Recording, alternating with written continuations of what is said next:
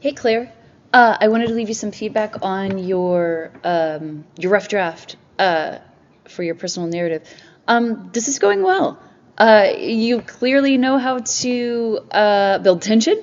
You clearly know how to use dialogue to move a narrative along, and you clearly know how to start us in the middle of things. Use in medias res. Um, so I think that it progresses quite well. Um, uh, really throughout the entire paper. I can see that I kind of get the feeling that where you're at, you're a little stumped on where to take it from here. And I want to try to give you some feedback on that. Um,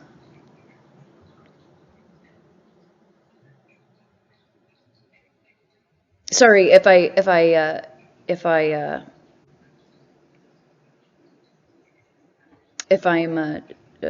reading. I'm rethinking this. That's what's going on. Sorry. Yeah. So the dialogue is working well, and so is the action to build this uh, tension.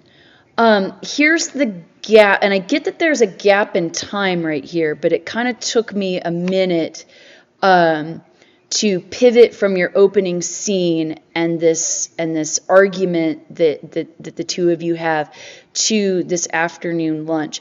And so I think if I remember reading correctly, this is still no, this is not the same day.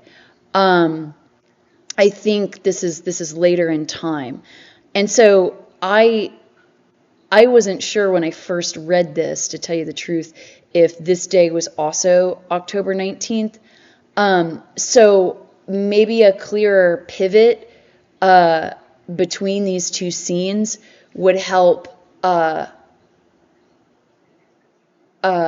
close up that gap. And so maybe like I can get the sense, and this is why I got quiet a couple of minutes ago, because I was rereading here. I get the sense, even though you don't mention the pandemic ever directly, right? I know what you're referring to in here. And then maybe to help bridge this gap and lead into really what your point is here, is this tension about really your future, right? This tension between what you want and what your mother wants. You can help bridge that gap by maybe giving a little bit more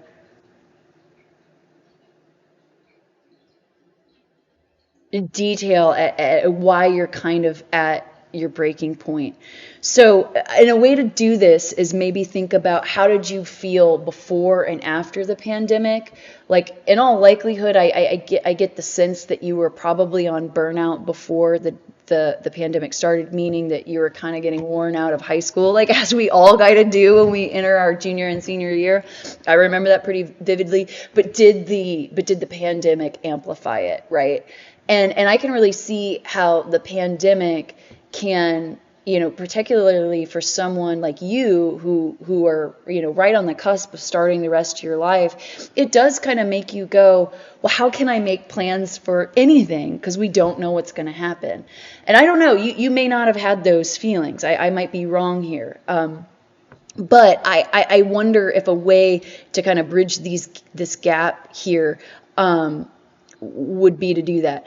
Secondly, I would literally state here, instead of October 2019, I would say several weeks later, a month later, this kind of tension was still present, just so we can move with you clearly in time.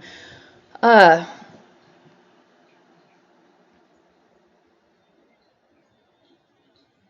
If you want to use dialogue here, it might be a good idea to build the tension here with dialogue, capture this conversation. Oh no, it was actually, I liked this, using this as summary, because I think you captured it really well. It's the actual lunch that might be worthwhile to expand.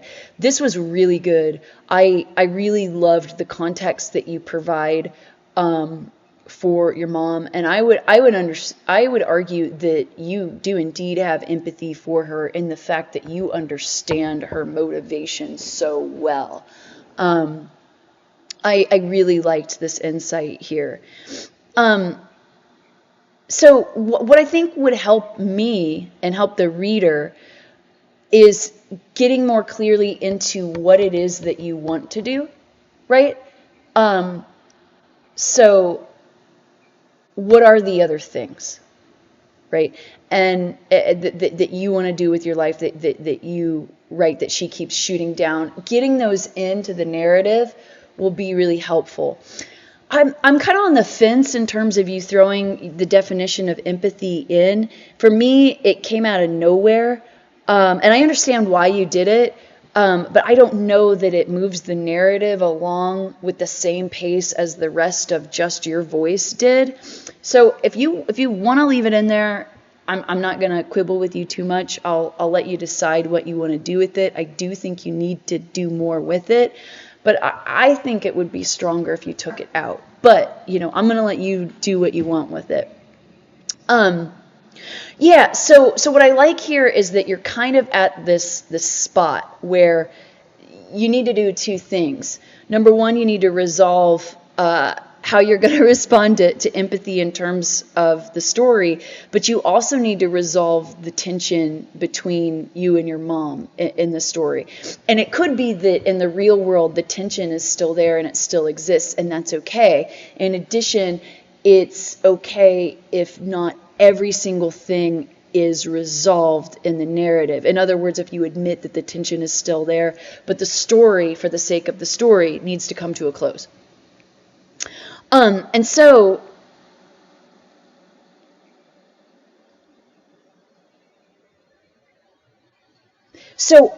here are my suggestions. You mention here she's still going to want me to persevere because she truly believes that it is what is best for me. Here's one way to keep going with this idea and try to bring the narrative to a close. And so what I'm going to have you do here, or what I'm going to suggest to you, is do what Peter Elbow, he's a composition scholar, he says, play the believing game, right? So roll with me for a moment. I know that sounds corny. But what he essentially says is, when we are really trying to understand another perspective, before we put on the lenses of the skeptic and the critic, we put on the lenses of the believer. Meaning, in other words, what if you sat with this idea for a moment and really believed that idea? That it's not only that she believes it is what is best for you. What if you sat with it for the moment that is what's best with you? And I know that's a little controversial, and I'm not asking you to totally absorb that position.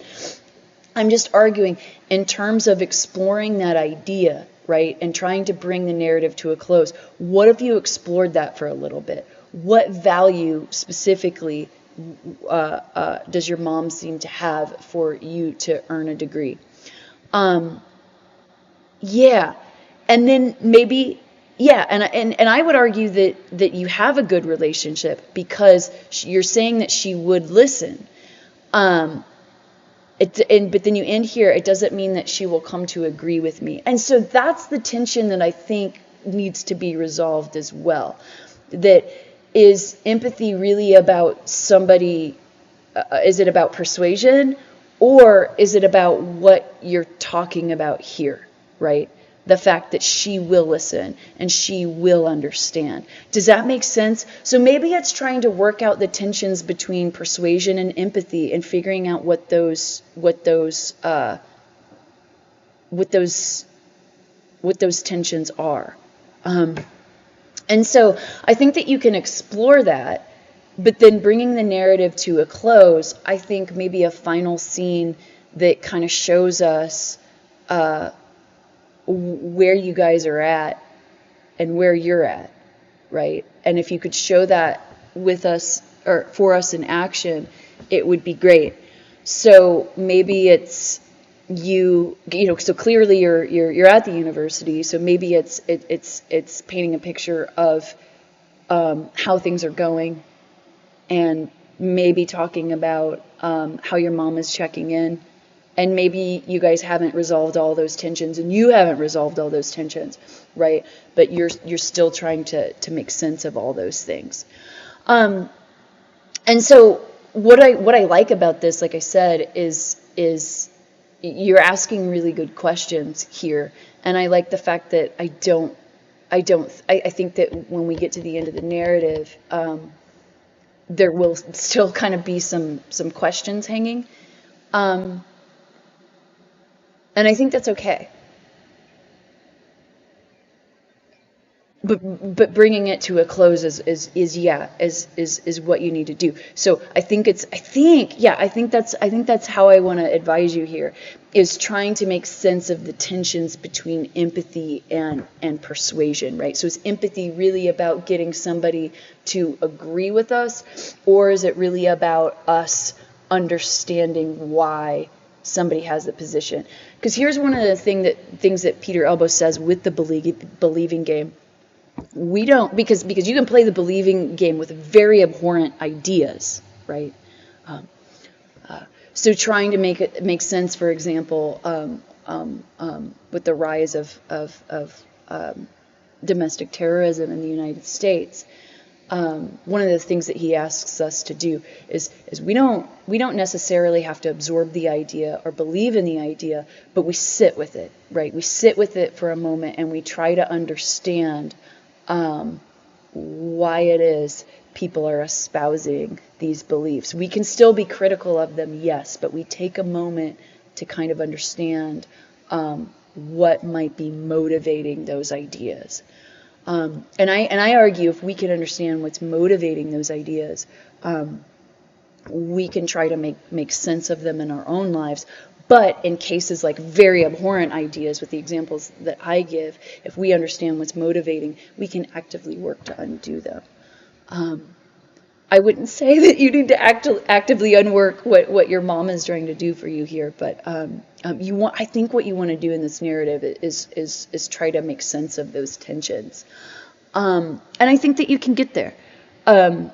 I said before, this is some really good writing. You've got a really good sense of pacing, a really good sense of dialogue and tension building, good insight and as far as you understanding your mom.